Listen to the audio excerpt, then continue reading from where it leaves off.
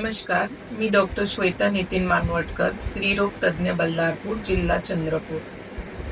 आज मी थॅलेसिमियाबाबत जनजागृती मोहिमेअंतर्गत आपणास थॅलेसिमिया आजाराबाबत माहिती देणार आहे। थॅलेसिमिया हा एक अनुवंशिक रक्तविकाराचा आजार आहे।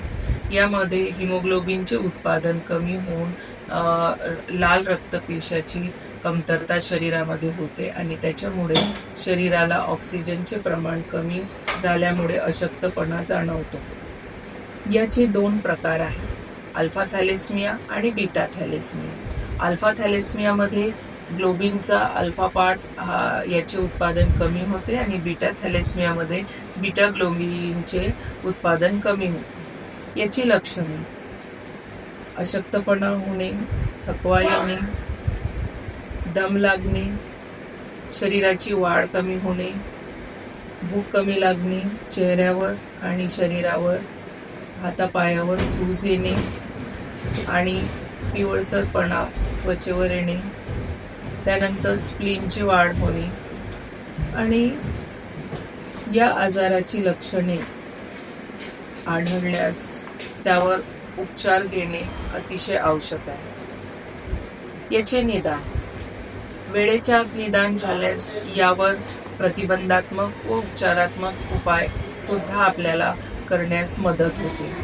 निदान हे प्री मॅरेज काउन्सिलिंग म्हणजे लग्नापूर्वी जोडप्यांचे निदान करणे आवश्यक आहे।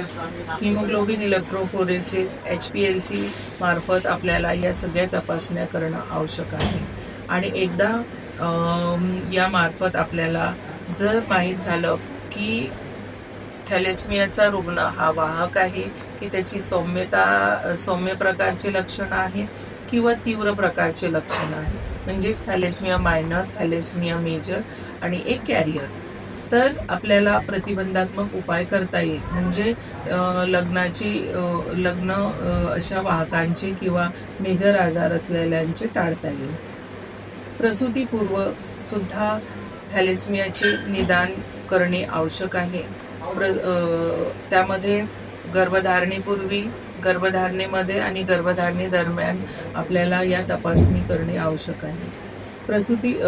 गर्भधारणेपूर्वी जर आपण हिमोग्लोबिन इलेक्ट्रोफोरेसिस मार्फत याची तपासणी झाली आणि आपल्याला माहीत झालं की वाहक आहोत, तर वाहकमध्ये याची थॅलेसिमिया मेजर होण्याची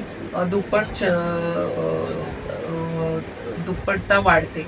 त्यामुळे पहिल्या 3 महिन्यामध्ये म्हणजे 10 ते 12 आठवड्यामध्ये आपल्याला एक पोरियॉन सॅम्पलिंग आणि 15 आठवड्यानंतर एम्निओसेंटेसिस या तपासणीमार्फत थॅलेसिमियाची बाळामध्ये होण्याची चान्सेस याची माहिती मिळते।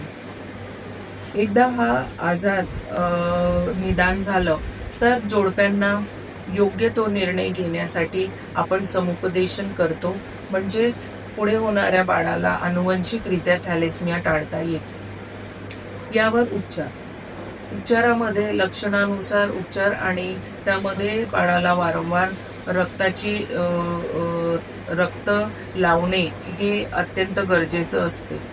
आणि आता नवीन टेक्नॉलॉजीनुसार आधुनिक काळामध्ये stem cell transplantation, genetic therapy, bone marrow transplantation हे महागडे उपचार सुद्धा उपलब्ध आहे।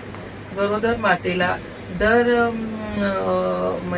दर 15 दिवसांनी तपासणी करणे, हाय रिस्क फॅक्टर शोधून काढणे, दर 7 दिवसाची तपासणी, हेमॅटॉलॉजिस्टचे कन्सल्टेशन आणि वेळोवेळी डॉक्टरांचा सल्ला सुद्धा आवश्यक आहे। हा व्हिडिओ आपल्याला एक जनजागृतीसाठी तयार